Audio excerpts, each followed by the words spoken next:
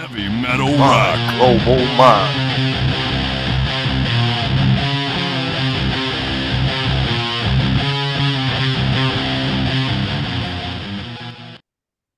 I'm Robert Cavuto, and today on My Global Mind, I'm excited to be speaking with Dennis Dunaway, legendary bassist for the Alice Cooper Group, who reunited for the release of their new studio album, The Revenge of Alice Cooper, which came out July 25th. Dennis, welcome, and thank you so much for taking the time. I know you're so busy. I really appreciate it. Thank Oh, you. sure. Thanks for helping us spread the word about this new album. I love it. I love it. I think this reunion is for this album is probably one of the most significant reunions in years. Understanding that you all worked together on one or two songs for Alice's Paranormal album, and you performed a mini tour in 2017 of England, and then live at the Astroturf. Why did fans have to wait 50 years for 14 songs? Well, that's what I've been asking myself. It almost came together a few times over the decades. It seemed like every year or two, the rumor would start that we were getting back together and then there would be nothing to it. But a couple of times, Alice even got all excited and it looked like it was going to happen. So even on this one, we started in 2021. Oh, wow.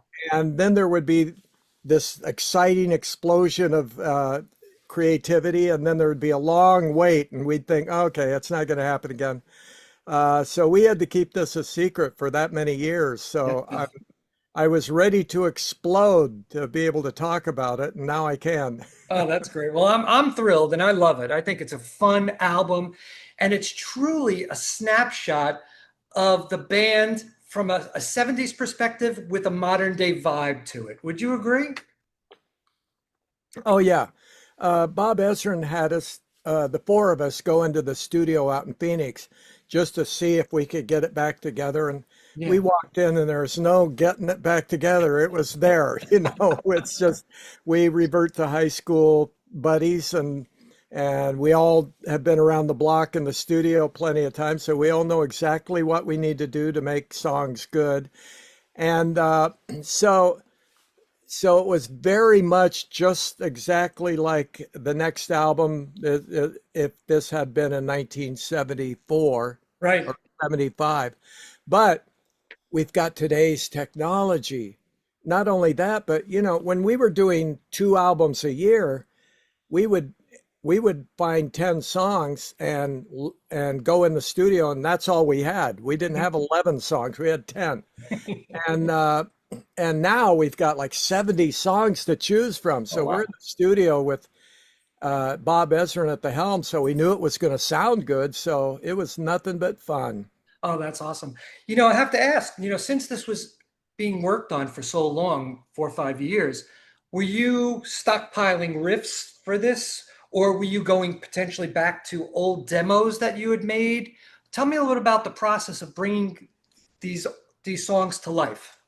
It was everything. It was all of the above. I mean, there's some songs on there that I wrote in 1973. Oh, wow. And then there's some songs that I wrote after we knew we were doing this. And also two of the songs, Black Mamba and What Happened to You, both were built ground up right on the spot in the studio. So it had every possibility. Neal had submitted some brand new songs, and then he had some classics that he had written that had never gotten recorded. So it was great looking back. I mean, like from 1973, I had this cassette of me and Glenn jamming on a riff that he had in 1973 at the Gillespie Estate, the band house. It was like 3 o'clock in the morning. I still kept this cassette all these years, and I told Bob Ezrin about it, and he goes, "Yeah, send it," and so he cleaned it up with today's technology and added a click track. And in the studio, we just spontaneously, this song happened so fast, it was almost like it had already been written. So it's got, it's Which very, one was a that? lot of spontaneity. Even on the old songs that were brought to the table, they felt brand new because most of us were learning them and then recording them on the spot. Which was the song that was on the cassette tape? What Happened to You? So that's actually Glenn playing guitar That's on right. that That's right. song. That's Yeah. tremendous. What happened to you? And it turned out great. We all love that song. You strike me as the guy that was the collector of all things Alice, all the music, everything. Is that the case? You put out the book. There was tremendous pictures in it. Uh, are you like a collector and kept every single thing that you guys ever did and worked on? I'd say it's more like if it comes to should I sort through stuff and throw it away or write a new song, I'm always write the new song. So Okay. it's more like I just never get around to throwing things away. I'm not really a collector, per se, but Maybe historian is a better word. You're the well, historian. yeah, as it turns out, yeah, because I even have the lyric sheets from the Pretties for You album. Oh, So, wow.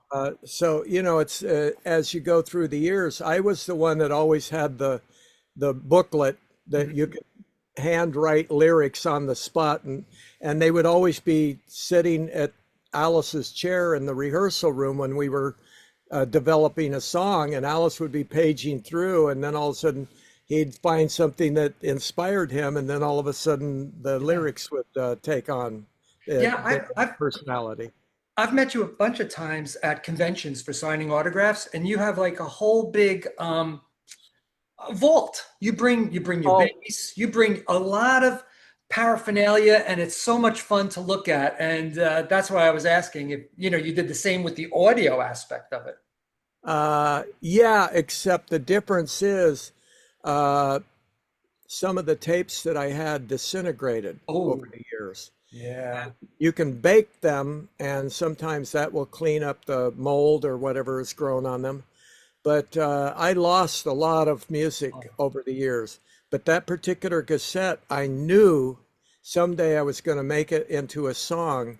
So I saved it in a good place, dry, kind of climate controlled with no yeah, magnets around and all of that. So, so that one survived. yeah. It's fascinating to hear that Black Mamba was written basically in the studio on the spot. It's a really hypnotic and polarizing song. And it's fascinating that you chose it to be the intro song on the album as well as the first video. Was it just a no-brainer when it all came together that this has to be the best way to reintroduce Alice Cooper to the world? I had come up with several song orders for the album. I mean, a bunch of them, maybe 10 Yeah. or 12. And and I never would have thought that we would be allowed to open the album with that song. I thought, oh, you got to start with a rocker. Yeah. And I never thought Wild Ones would be the second on the album. But I submitted my ideas to Bob Ezrin, and he would bounce back with things were improvements on my ideas. And then Max Vaccaro of Ear Records is the one that had the final decision. Okay.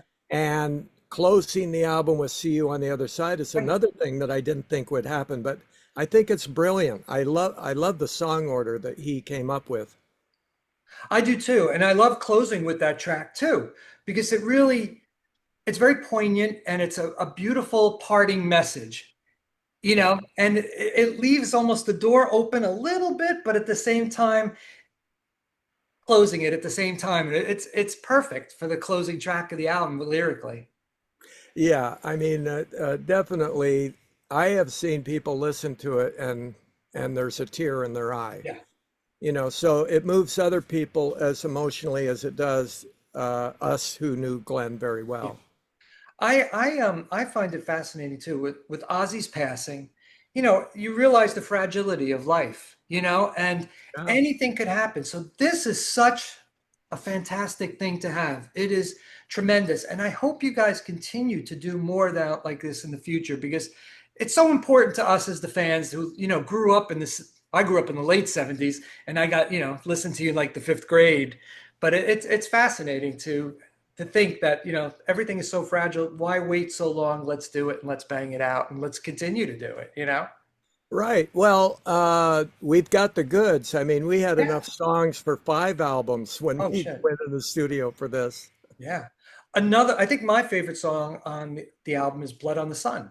And I understand that you wrote that Yeah. using TV or movie titles, and then you strung them all together to make it sound like one cohesive unit and one cohesive thought throughout. Was it a challenge to marry all those song titles, those movie titles?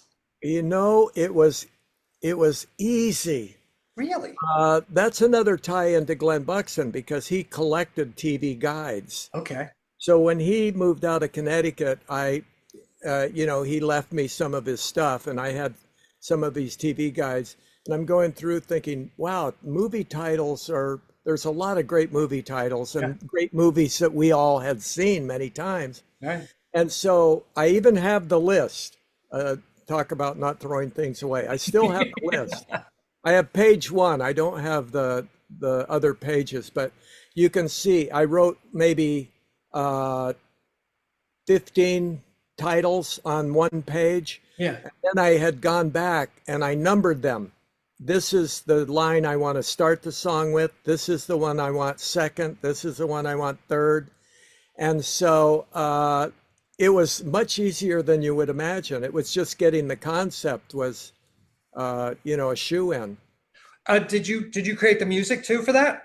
Yeah, Cool. I play guitar on that track as well. Yes. Now you also do like an interlude or a break in the song. Tell me about the reason for putting that in. It almost felt like the song ended and then it wasn't. It came back. So it's kind of fascinating. So tell me about adding that break in the middle of the song. Yeah, well, that wasn't supposed to be a break. On my demo that Neal Smith and I had done years ago, I had gone to a lot of trouble to find out, with using the TV guide probably, when the movie The Flying Tigers would be on or whatever. Mhm. And then I would get my tape recorder set up so I could record airplanes flying over and bombs dropping and bagpipes and everything else. And all of this production was supposed to go in that space. And so we kept getting closer to mixing mixing the album. And I kept saying to Bob Ezrin, hey, when are we going to add these sound effects? And he said, Dennis, if we add the sound effects, people are going to be talking about the production.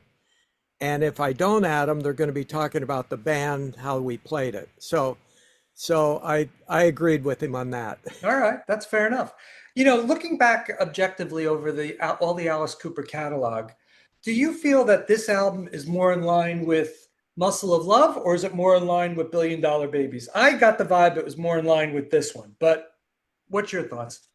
Oh man, that's impossible for me to answer. I mean, people say, "Oh, well, is this like Love It to Death or Killer?" Well, Killer wasn't like Love It to Death, and Schools Out wasn't like Killer. So, and then add 50-year break, and see how Yeah. things evolve. But the reason I would maybe not agree on that is that the production value is all over Billion Dollar Babies album. Yeah, That one people talk about the production, and rightly so. absolutely. This one is more raw, and this one has more of a spontaneous live feel than Mhm. that one. So I might say this one is a little bit more like Schools Out in that respect. Okay, fair enough. Fair enough. As a bassist, I feel that you've always been the river that connects all the members, including Bob Ezrin. As everything flows through you, does each member come to you and ask you for an opinion of how you're going to handle the bass, or what bass line, or what are you going to do to make this song pop and be more dynamic? They don't have to come to me because if they're within a mile, they're going to hear my opinion. Awesome. I was a crusader for doing things different, but I also stirred up things because I was always spewing out whatever popped into my mind. And 9 of those ideas would be totally ridiculous, Mhm. but then I would hit on ones. But besides that, I kept the creative ideas flowing amongst everybody because if I threw out a bad idea, it might trigger a good idea by them. But it was all very much collaborative, Awesome. full force. But as far as the bass tying things together, as a bassist, you've got many choices. I mean, Old Faithful is just a stick to the bass drum. Mhm. So sticking to the bass drum is probably number one, but you also can't get in the way of the storyline or the vocals. Yet Neal and I wanted to make things as unique as possible, so we would do all kinds of exploration. I felt like I'm in outer space over here, and Neal's in outer space over there, and then we might hit on something, but if not, then we would reel it in until the bass and drums got closer and closer to suiting the groove of what supported the song. And once it locked in, it would sound like a locomotive was coming through the room. That's awesome. I forgot to ask. I know that Alice and Bruce are on the West Coast. You and Neal, I believe, are on the East Coast. And you said that Bob Ezrin's studio was in Arizona? Bob Ezrin's studio, he's in Toronto now, Right. and also Nashville. Nashville. But the studio in Connecticut is where Bob Ezrin used to live. And at that time, he kept a lot of his equipment at Carriage House Studios, where we recorded this, in exchange for him being able to use the studio whenever he wanted to. I don't think he ever used the studio, but he knew Johnny Montanese of Carriage House Studios. And Neal and I had recorded there the Bouchard Dunaway Smith album, Dead Ringer. We worked there with Joe Bouchard. The Blue Coupe albums were done there. I even narrated my book, Snakes, Guillotines, Electric Chairs, My Adventures in the Alice Cooper Group there. So we all knew Johnny well. And, you walk outside the studio and there's chickens walking around, so it's very comfortable, very secluded and comfortable, and a pro studio. So that's why we recorded there. Did Alice and Michael fly in to Connecticut to do their parts? Because I guess you and Neal were more local. Yeah, well, first of all, Neal is a snowbird. He goes from Connecticut out to Phoenix, Arizona in the winter. Okay. So therefore, he would get together with Michael at the Solid Rock Teen Center. They have recording studios, dance studios, art studios, and everything. Alice and his wife are a big part of that. Yep. So they would get together there, and whenever Alice would come through town, he would join them and they would kick around song ideas. So this album actually got off the ground there with that. And so then I got a call from Alice and Bob, hey, you want to do an album? And I'm like, yeah, like 51 years ago, of course. And so I flew out to Phoenix, first of all, because Bob wanted us to get in the studio and see how the chemistry still was and all that, and get it back together. Well, we walked in and there was no getting it back together. It was there, just same as always. We reverted to our high school days and had a lot of fun. And Black Mamba was just a jam that Michael had. He had this guitar groove, and Neal said, hey, Michael, play that thing. And then Alice came up with a melody. We decided it was going to be like a voodoo kind of New Orleans feel. Yeah.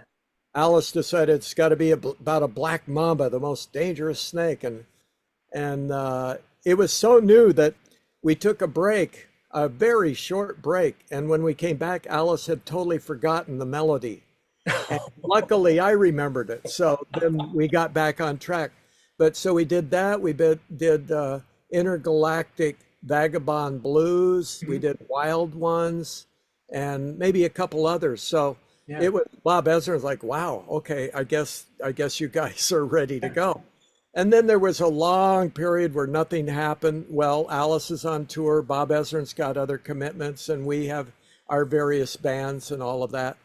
And then we thought maybe it's not going to happen again, because this wasn't the first rodeo of us thinking we were going to get back in the studio over the decades. Yeah. But then, something would happen exciting, then another long period. This started in 2021. Right. And we couldn't talk about it until 2025. So then Bob booked 10 days at the Carriage House studio in Connecticut. Okay. At that point, Neal was in town, so Michael and Alice and Bob came here. Very cool. And so Bob thought, okay, this will be our first round. We'll book 10 days and and I expect we'll get 5 tracks out of it, maybe 5, maybe 6 if we're lucky. Well, we recorded 12 songs in 10 days. Oh, wow, that's fantastic. Yeah. Yeah, yeah, we were on fire, and I mean, and we hadn't decided what songs we were going to do before we went in. We had like 70 songs, so we were in the studio deciding what we wanted to do next. And when we walked out, when the dust settled, and I'm back at home after the fact, I couldn't have named all of the songs that we recorded. No, that's a fast whirlwind. That's pretty whirlwind situation. It's tremendous. But the upside of that is that's why this album has such spontaneous live energy. Right? No, that's tremendous. I thought too, this album was a real testament to your enduring friendship, the five of you, including obviously Bob. Was it like that, and where the five of you experienced all of these things, and you're the only five who've ever experienced all of these things collectively? Felt like a private club. And when you get together, I'm sure that's just, it all comes out, right? Yeah, it's a private club, and we all have a say in everything. It's like Alice doesn't have a final say, and neither do I. The only one that has a final say is if we are having a debate over which idea is better, and we start to eat up some studio time, then Bob will crack the whip and say, no, we're going to do it that way. Let's move forward. That's his job as a producer. That's why we have him. And Bob is also this, he's almost like a cheerleader. He's like, yeah, let's do this album. Come on, guys. But he also knows when to drop the hammer and get us, moving forward. So, it was just like the way we used to record. Neal's to my right, Alice to my left, Michael's right in front of me so I can see his chord hand, or so he can see my chord hand if it's my song and I'm teaching it to them. So that energy is there on the ground floor, just like Love It to Death and Killer and all those. And then if we get, we're going for the drum track, because then we can overdub everything else. That's how we do it. Yeah. But if you get the bass, then that's icing on the cake. But we just happen to get the bass on everything, bass and drums on everything. Tremendous. And then Michael, when he got back to Phoenix, Arizona, then he could fire up his own amp and get his own tones and overdub, just like we used to do with Michael and Glenn. So we did have a friend, Rick Tedesco, who lives in Connecticut. He has Guitar Hanger, this beautiful music store in Brookfield, Connecticut. But Neal and I have worked with him for many years. And so we had him in the studio with us because we were used to working with 2 guitars. And also because Rick already knew some of Neal's songs that he submitted and some of mine. But it got to the point where we were talking about, who do we want to play on this? Who do we want to play on that? And it started to turn into, a cameo for each song kind of a thing. We said, wait a minute, we don't want to do that. We want to, Robbie Krieger's name came up for Black Mamba, and that was a shoo-in. There's no question on that with anybody, because Glenn was friends with Robbie, and Glenn would have played slide on that song, and Robbie played slide. So that was a shoo-in. But other than that, we wanted it to feel more like a band, like it always had been. And there was a lot of varying opinions as to who we should get.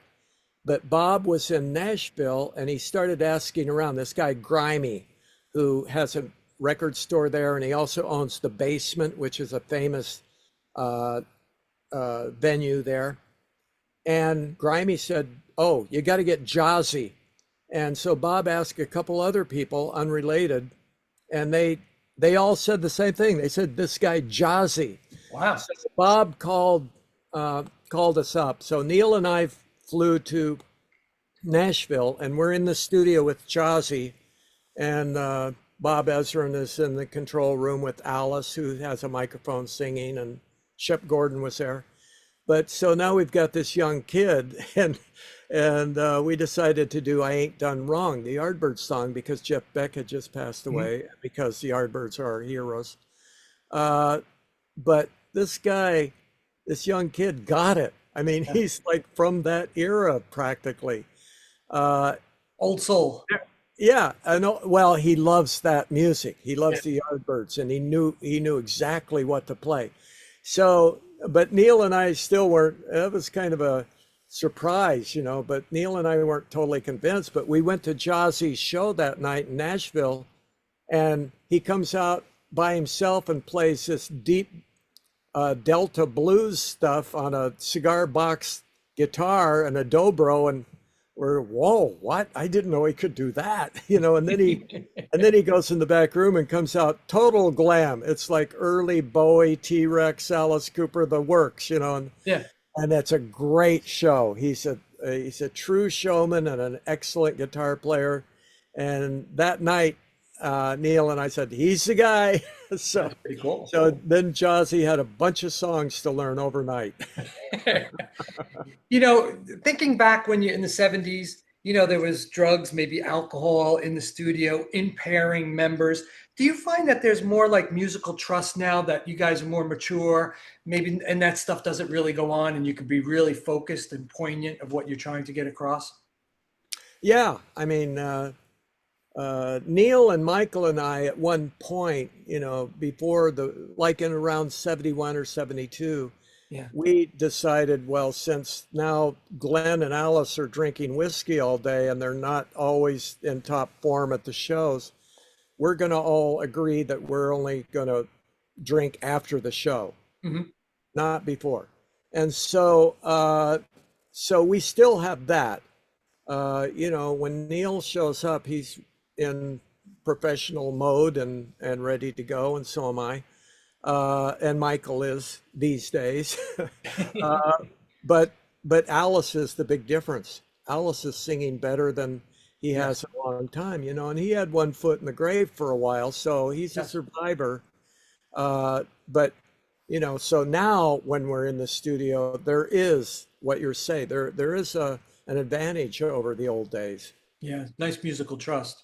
You know, you mentioned this earlier, that, you know, we're going to sell some albums with these interviews, that there's no tour. I got to believe that promoters are chomping on the bit and the phone's ringing off the hook to have you guys go on a tour. And do you think that'll ever happen in the future? I mean, well, we hope so. I mean, let's face it, we're the band that brought spectacle to live shows. Absolutely. And just listen to the album. It sounds like it's live.